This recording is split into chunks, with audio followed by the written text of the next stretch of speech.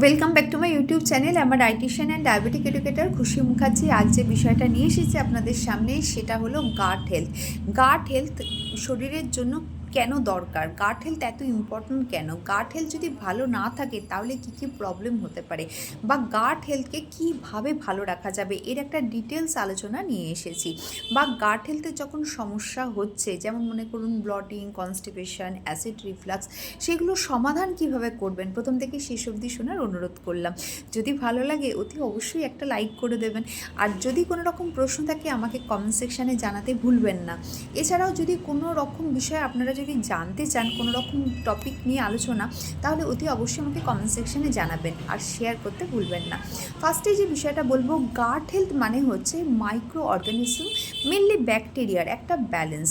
এটা শরীরের জন্য কেন দরকার? এটা ফুডকে হজম করানোর জন্য বা নিউট্রিয়েন্টকে শরীরে ভালোভাবে অ্যাবজর্ব করার জন্য, এছাড়াও যাতে বাইরে থেকে কোনো রকম রোগ শরীরে না ঢোকে বা কোনো প্যাথোজেন যেন না ঢোকে, সেটাকে ভালোভাবে মেনটেন করার জন্য কিন্তু গাট হেলথ ভীষণ ইম্পর্ট্যান্ট।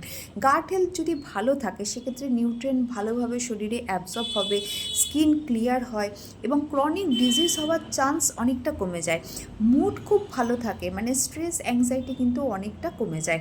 আর গাট হেলথের যখন কোনো সমস্যা শুরু হয় তখনই কিন্তু স্ট্রেস অ্যাংজাইটি বাড়তে থাকে, নানা রকম ক্রনিক ডিজিজ আসতে থাকে। সবার আগে যেটা স্টার্ট হয়ে যায় bloating, diarrhoea, constipation, acid reflux ইত্যাদি নানা রকম সমস্যা কিন্তু শুরু হয়ে যায়। ফার্স্টে যে বিষয়টা নিয়ে আলোচনা করব সেটা হচ্ছে ব্লটিং। ব্লটিং কথাটার মানে হলো পেটটা যখন ফুলে থাকে, মানে যখন টাইট হয়ে থাকে, যেন মনে হয় পেটের মধ্যে গ্যাস ভর্তি, কোনো খাবারের জন্য না, কিন্তু জাস্ট শক্ত হয়ে আছে। এইটা হওয়ার পেছনে কারণ কি? ফার্স্টে যে বিষয়টা হচ্ছে, যদি কোনো হাই ফটম্যাপ জাতীয় খাবার খাওয়া হয় সেক্ষেত্রে হতে পারে, বা আইবিএসের সমস্যা থাকলে হতে পারে, বা কোনো রকম খাবার যেটা শরীরে সহ্য হচ্ছে না সেই ধরনের যদি ফুড খাওয়া হয়, যেমন অনেকের ফুলকপি, বাঁধাকপি থেকেও হতে পারে, সেই সমস্যার জন্য হতে পারে। অথবা অতিরিক্ত ভাজা ভুজি, মশলা জাতীয় খাবার খেলেও হয়। খাবারের সময় যদি মুখ খুলে যদি খাবার যদি চিবিয়ে খাওয়া হয়, অনেক সময় এয়ার ঢুকেও কিন্তু ব্লটিং হতে পারে। তাহলে এর সমাধান কি হতে পারে? ফার্স্টেই মাথায় রাখতে হবে যে স্ট্রেট বসে খাবার খাওয়া, খাবার সময় কথা না বলা, একদম মনোযোগ দিয়ে খাবার খাওয়া, খুব ফ্রিজি ওয়াটার বা ঠান্ডা জল খাওয়া যাবে না, এবং খুব বেশি স্পাইসি ফুড খাওয়া যাবে না, একেবারে বসে প্রচুর খাবার খাওয়া যাবে না। কনস্টিপেশন হচ্ছে কি না সেটাও কিন্তু খেয়াল রাখতে হবে। আর যখনই খাবার চিউ করবেন, মুখ বন্ধ করে চিউ করবেন, তাহলে ধীরে ধীরে ব্লটিংয়ের সমস্যাটা কমবে। নেক্সট যে বিষয়টা আসবো সেটা হচ্ছে কনস্টিপেশন। কনস্টিপেশন মানে হচ্ছে যেখানে স্টুলটা খুব হার্ড হবে এবং পেনফুল হবে, এবং সপ্তাহে 3 দিনেরও কম আপনাকে যখন টয়লেটে যেতে হচ্ছে, সেটা হচ্ছে কনস্টিপেশন। এটার মানে কি? কনস্টিপেশন মানে হচ্ছে যে টয়লেটে ঘুরে আসার পরও কিন্তু আপনার মনে হবে যে স্টুলটা কিন্তু ঠিকঠাক মতো ক্লিয়ার হচ্ছে না। যখন খাবারের মধ্যে ফাইবার যথেষ্ট পরিমাণ খাওয়া হয় না, অথবা জল ঠিক করে খাওয়া হচ্ছে না, অথবা রেগুলার বেসিসে অ্যাক্টিভিটি নেই, কোনো রকম এক্সারসাইজ হচ্ছে না, ভালোভাবে হাঁটা চলা হচ্ছে না, অথবা হচ্ছে কোনো ডেলি রুটিন কোনোভাবে চেঞ্জেস হয়েছে, বা হয়তো ট্র্যাভেল করতে হচ্ছে প্রচুর, অথবা যখন আর্চ আসছে সেই সময় কিন্তু টয়লেটে যাওয়া হয় না, এই নানাবিধ কারণে কিন্তু কনস্টিপেশন হতে পারে। তাহলে রেমিডি কী হতে পারে? রেগুলার বেসিসে একটা রুটিন করে নেওয়া, যেখানে টয়লেটে যাওয়া হবে, এবং রেগুলার টার্গেট করবেন যাতে 25 থেকে 30 গ্রাম মতো ফাইবার যেন অ্যাটলিস্ট যেন রেগুলার থাকে। আর যদি কনস্টিপেশন হতে থাকে তাহলে ফেনেল টি, জিঞ্জার টি, বেসেল টি এই ধরনের চা কিন্তু আপনারা খেতে পারেন।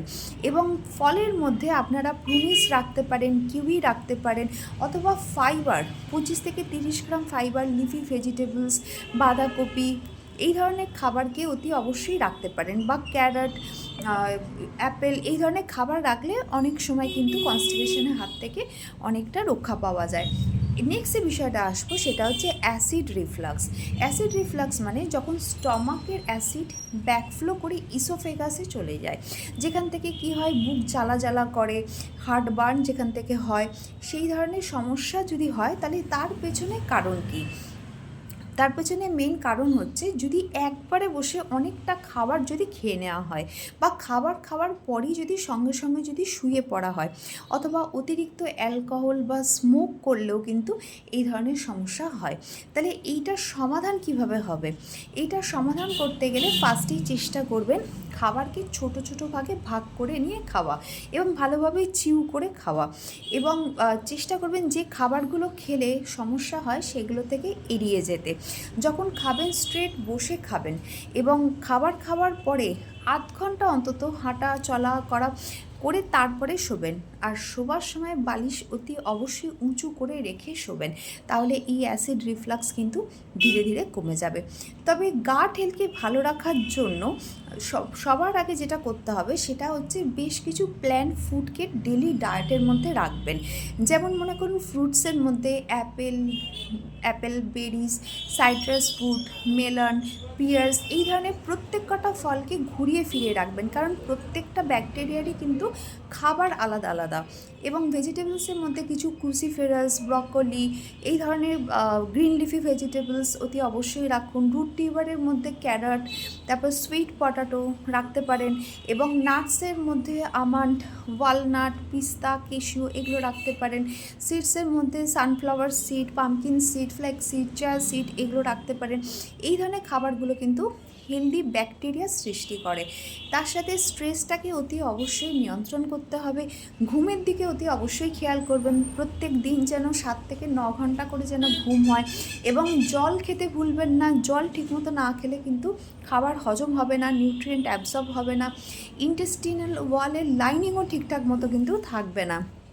তার সঙ্গে কিছু প্রোবায়োটিক ফুড, যেমন মনে করুন দই হতে পারে, ইয়গার্ট হতে পারে। মাথায় রাখবেন আনসুইটেন্ড অতি অবশ্যই খাবেন, এবং রিফাইন্ড কার্বোহাইড্রেট থেকে যতটা সম্ভব পারবেন দূরে থাকবেন। হোল গ্রেন হিসাবে কার্বোহাইড্রেট যেমন জোয়ার, বাজরা, মিলেট, রাগি, ওটস, এই ধরনের হোল গ্রেনকে রেগুলার বেসিসে ডায়েটে ইনক্লুড করার চেষ্টা করবেন। তাহলে কিন্তু গাট হেলথও কিন্তু ভীষণ ভালোভাবে থাকবে। এবং এক্সারসাইজ অতি অবশ্যই করবেন, ওয়াকিং থেকে শুরু করে স্ট্রেংথ ট্রেনিং এক্সারসাইজ এগুলো অতি অবশ্যই করবেন। তবে এই সমস্ত হচ্ছে হোম রেমেডি, যেখানে কিনা গাট হেলথকে আপনি ভালো রাখতে পারেন।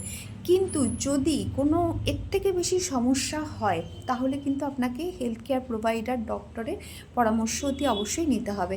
যেমন মনে করুন যদি কনস্ট্যান্ট অ্যাবডোমিনাল পেন থাকে, কনস্ট্যান্ট যদি নশিয়া ভমিটিং থাকে, বা কনস্ট্যান্ট যদি সিভিয়ার কনস্টিপেশন হতে থাকে, অ্যাসিড রিফ্লাক্স হতে থাকে, বা মনে করুন স্টুলের মধ্যে ব্লাড আসছে, এই ধরনের যদি সমস্যা হয়, বা গিলতে অসুবিধা হচ্ছে, কোনো খাবার খেতে পারছেন না ঠিক করে, সেক্ষেত্রে কিন্তু আপনাকে অতি অবশ্যই হেলথ কেয়ার প্রোভাইডারের পরামর্শ নিতে হবে।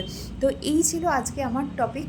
আশা করছি যদি আপনাদের কোনো রকম উপকার হয় আমাকে অতি অবশ্যই জানাবেন। নেক্সট টাইমে এরকম আরও কিছু সমস্যা যেগুলো আপনারা ফেস করছেন নিয়ে অতি অবশ্যই আপনাদের কাছে আসবো। আজকের মতো এইটুকু, দেখা হচ্ছে পরবর্তী এপিসোডে। Thank you.